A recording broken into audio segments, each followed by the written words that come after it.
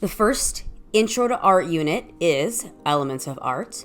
There will be a worksheet that will go alongside called Elements of Art. It'll be linked together.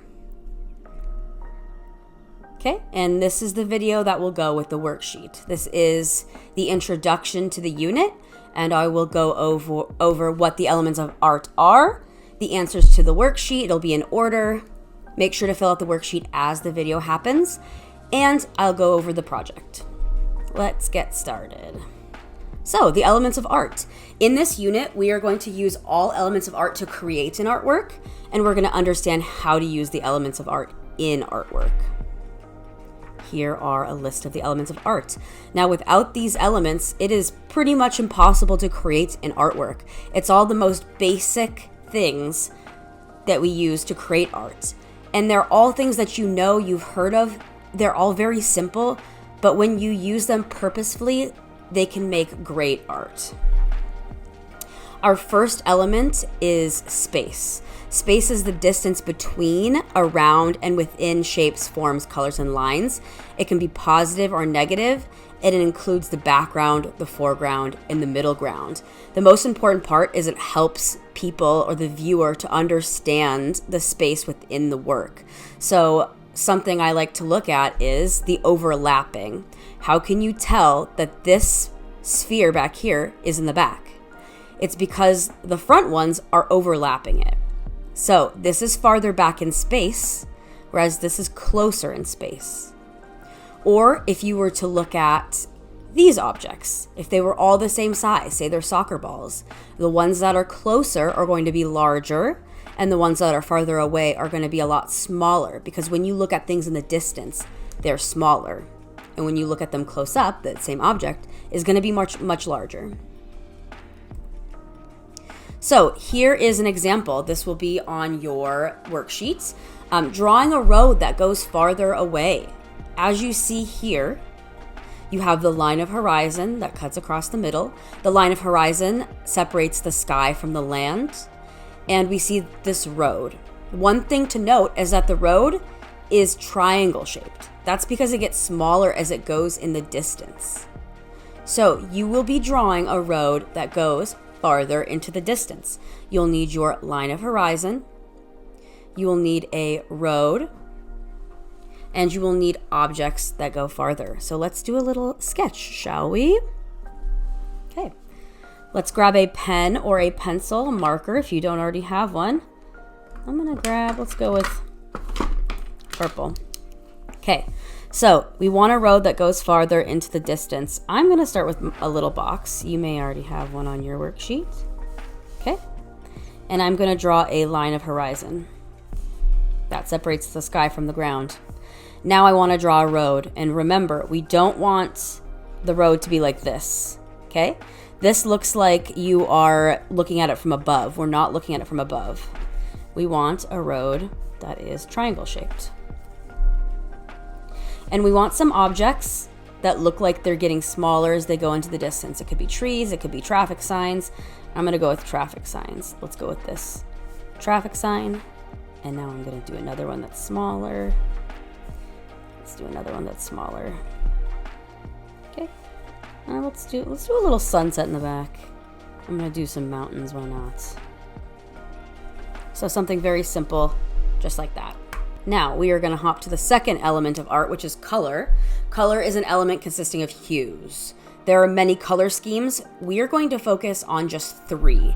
And in painting, if you take painting, you will go over many more than this, but these are kind of the most simple and the ones that you've definitely heard of. So we've got our warm colors. When you think of warm colors, I want you to think of fire, hot, red, orange, yellow.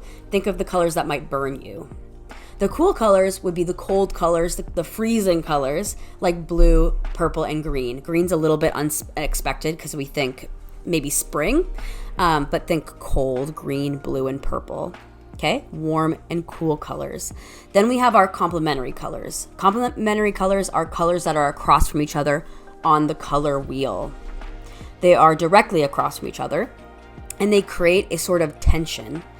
And that tension leads to an energy. So a lot of artists, including myself, I love to use complementary colors. We'll put these together to create an energetic feel. And sports teams will use this, and brands will use this. So our color combinations are red and green, and make sure to write these down so you remember. Red and green, which is the Wild, right? Purple and yellow, which are the Vikings, and blue and orange, choose your poison. The Bears, Panthers? I'm not 100% sure on sports, so pick your favorite team. But there'll be those 3 color combos that are directly across from each other on the color wheel. Now, shape. This is number 3. Shape is a flat area defined by edges or an outline. So the important part is that it's a line, but it's closed. If it's not a closed line, it's just a line. Artists use different types of shapes, and we are going to go over these several times. One is a geometric shape, and that is precise, like a square, triangle, or rectangle, usually found in man-made objects like buildings or envelopes or pieces of paper. It's squares, circles. You would be able to tell me what the shape is if I asked you. Organic shapes are irregular natural forms found in things like plants, animals, or humans. If I asked you to tell me what shape it is and you could not, that is usually an organic shape, like a pair of scissors. That's made up of a lot of different shapes. That would be an organic shape, or the shape of a human. So here are some examples of the geometric versus organic. The geometric, you'd see in geometry class, you might try to find the inside of how much square footage there is, and organic shapes are the loosey-goosey kind of shape. Okay, now this one is going to be our most confusing element of art. This is form. Form is a 3-dimensional shape. So form is basically a shape, but it's a 3D version. So think of a full shape. It's full, okay? It has length, width, and height. It is not flat. It is 3D. Form can be geometric or organic, any kind of shape, but it is full. It's form. It has volume to it. It should be able to hold a liquid or anything inside of it. So you're turning a square into a form, would be a cube. Or if you're turning a circle, which is a shape, into a form, you'd be turning it into a sphere. Or if you took this would be a rectangle, and you turned it into a form, it would be a cylinder, and so on and so forth. So what you'll be doing in the worksheet is drawing a square versus a cube. So let's take a look at what that could look like. This would be your shape. This isn't a geometric shape, a square. Now you want to turn this into a form. You want to turn this 3D. So you are going to turn it into a 3D shape. Now there's a few ways that we can do this. If you use a pencil, this would be easier. Some like to do 2 overlapping boxes and then connect those corners, and you have yourself a cube, and then you can just erase the insides, and you've got yourself a cube. I like to do it a little bit different because I enjoy working with pen or ink. I'm going to draw a line here, a line here, a line here. Oop, got to keep it at the same angle though, and you're going to connect them. There we go. So you take a shape and you make it into a form. Now turn it into a present. Or like this. It's a very simple present. And value is going to be the one that we're going to talk about most in this class, because it is very important not only in creating interesting artwork, different values, but also to create realistic artwork. Photorealistic artwork, which we will be doing for portraits. Value is how light or dark a color is. It comes from light shining on an object, creating highlight shadows on the form and cast shadows. And value is not just black and white. Value is all colors. So if you look here in the apple, there are several values for this apple. You've got this light red here, and then a medium red, and then a very dark red. And then you have this white. So you have several different values here, from the bright, bright white all the way to this really dark red. Okay, and shading those or coloring those, recognizing where each individual value is. If we break up this light red, I see this is a little bit lighter. We've got a kind of a dark spot right here, and then a little bit lighter here, but then there's some dark. That is what makes it look three-dimensional, like a form and not a shape. If you just drew the apple and you didn't shade it, it will look like a shape, and you want it to look like a form. So you need to add highlights and shadows, like this cast shadow. So here's an example of shading a sphere if the sun or a light were to hit it from this top left corner. So now you will shade a sphere using a pencil. Here is an example of shading a sphere. I'm going to use a pencil for this. Okay, so I'm going to add my cast shadow. And then we have basically invisible rings of where the light is going to hit. Okay, where the light hits is going to be the lightest, right here, and it's going to get dark as it goes out. This cast shadow will be the darkest, and then when light hits an object that is sitting on a light surface or a light object, you get this bounce back. So there's going to be a really thin strip of a little bit lighter. So I'm going to shade, and when I shade a sphere, I typically like to use a drawing pencil. A mechanical pencil is good for drawing. It's not as great for shading. And you can use different kinds of pencils. You can use a number 2 pencil. You can use an actual drawing pencil. I enjoy using B pencils, which are softer pencils. I'm going to go with this. I'm going to go with this Ticonderoga pencil. It has an eraser on it. And I like to shade in the darker area. And I shade in kind of a rounded manner, and then we're going to kind of blend it together. And you want, as it goes inward, for it to be a nice blend, and you want it to go from dark to light.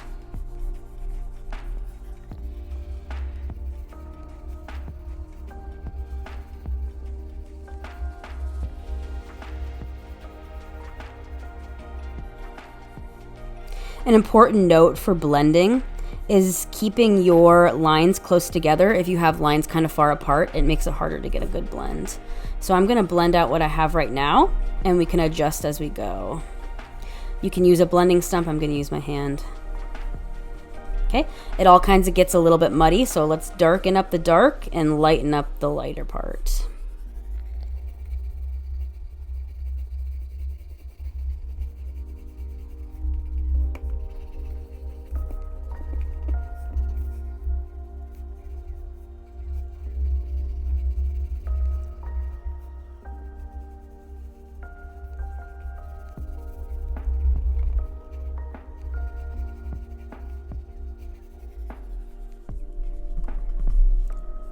And then we are going to add a cast shadow, fill that in really dark. And then I'm going to erase away a little highlight here where the light would bounce. Let's create a clear defined edge. Maybe darken it back up a little bit. It's okay to make a mess if you clean it up. There we go. And that'll do for a sphere. Next up, we have texture, and this one can be difficult to create. Texture is the element of art that refers to the way an object feels to the touch or looks as it may feel. So it can have physical texture like a t-shirt or barbed wire or wood, like you can feel it, but you should also be able to see it. And in order to create that, you use all of the other elements. You use color, you use value, you use line, and you use shape. As you can see here, you've got lines, you've got shapes, you've got value, and that's what makes it look soft, is it just depends on where the value is. So for your worksheet, make sure you take a look at the wood texture and give it a try. Try to fill in that wood texture. You can hit pause here if you need it longer. And last, we've got line. And this one seems so simple, but it can make the largest impact. Line is a mark made by using a drawing tool or brush, obvious. But you can have different kinds of lines, like thick, thin, zigzag, diagonal, curly, curved, spiral. You can have lots of different kinds of lines, and that's what creates interesting art, especially if you're drawing anime or manga. When you have different thicknesses and lines, it just makes it more interesting. So we are going to draw an apple with a different thickness. So we're going to draw an apple core. Now, if you were to draw the apple core like this is fine. But if you add some thickness and thinness to your lines, it makes it a little bit more interesting. So I'm going to do it again.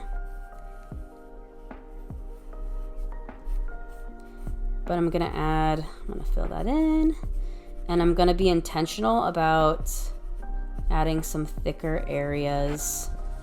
Maybe in where the darker spots would be, where the shadows would go, maybe on just a few spots. But it's going to make it a little bit, whoop, I switched pencils, a little bit more interesting.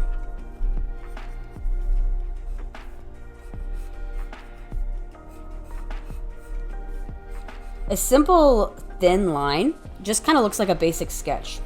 But once you add some thickness and thinness, it kind of starts to look like art and not just like a sketch. And a sketch is art, but this is a bit more refined. There we go. We got a few more thick and thin lines. It just looks a little bit more interesting to look at. So that is the end of our element presentation. Now I'm going to tell you about the project. The project is going to be a portfolio folder project. The portfolio folder is intended to be useful. It's going to hold all of your projects so you can move it from your container, your cubby, to your table or take it home. But this is where your first project will be. What you are going to do is first choose an object that you feel best represents you. It could be pretty much anything as long as it's school appropriate: a ballet slipper, Xbox controller, fishing pole, book, drama mask, sneaker, dog. And you are going to put that object in the middle of your paper. Once it's in the middle of your paper, you are going to divide your paper up into 7 pieces. There are 7 elements. So you are going to try to fit each individual element on that sheet in the separate areas. Then, well, this should be your first step. Write your name and your hour in a nice font so that it is easy to find. I'm going to show you some examples. So here's an example of an object. This is an Among Us, and this is an ice cream cone.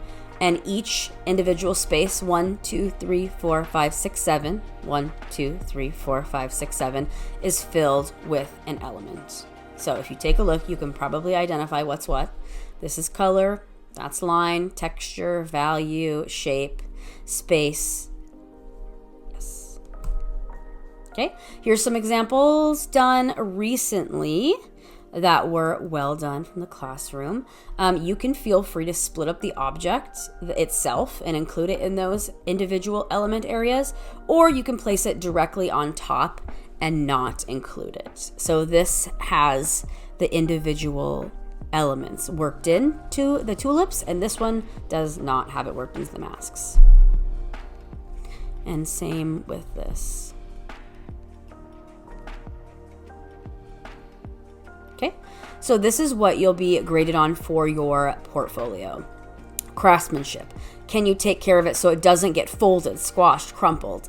It should be well taken care of, no rips, and it should be finished with detail and care.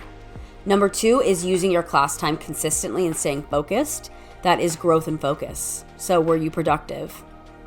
Elements of art. Did you include all 7 elements somewhere in the portfolio? And labeling and legibility. You should have your name, your hour, what class period you're in, and each section of the portfolio should be clearly labeled. The portfolio will be our smallest project, and it'll be worth 29 points. After that's complete, a totally separate piece, we are going to write an artist statement and do a reflection question, which will be in a separate video. Next up, I'm going to do a quick demo of making a portfolio.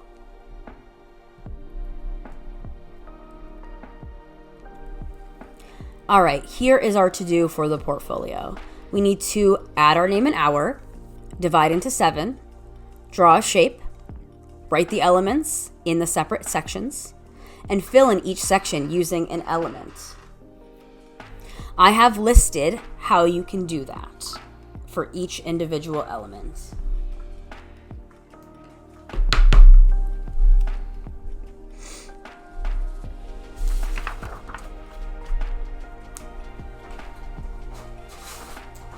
So, for your element of art, you are going to have a portfolio. Now, this sheet of paper, it's huge.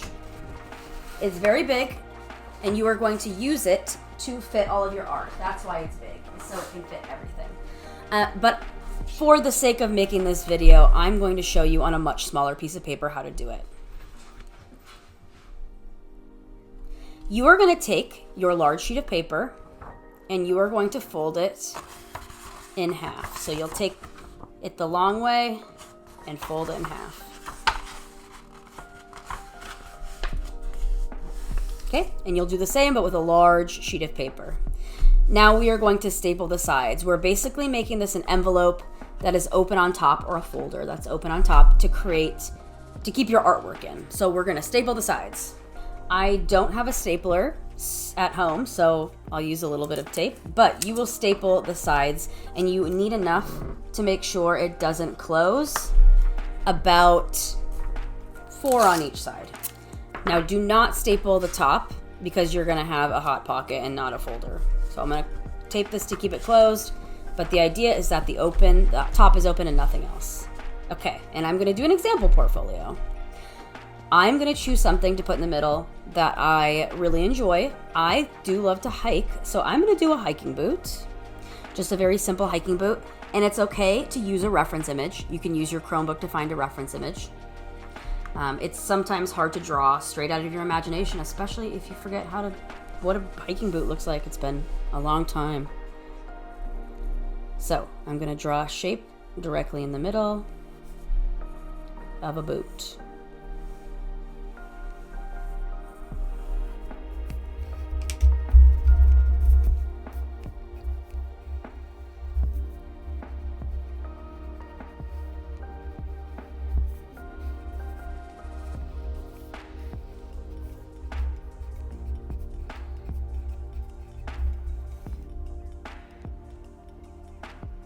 This is a very short boot.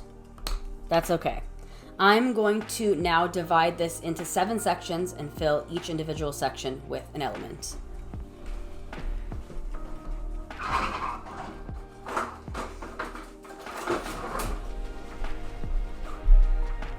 It's going to be hard to divide it up exactly evenly.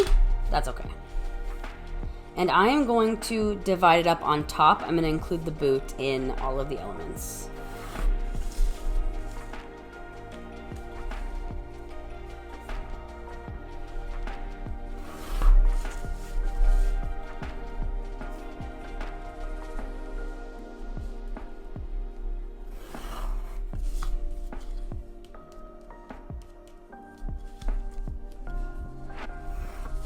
Okay, this is not completely even because I'm doing 7 and not 8, but I've got 1, 2, 3, 4, 5, 6, 7, and now I'm going to label all of them.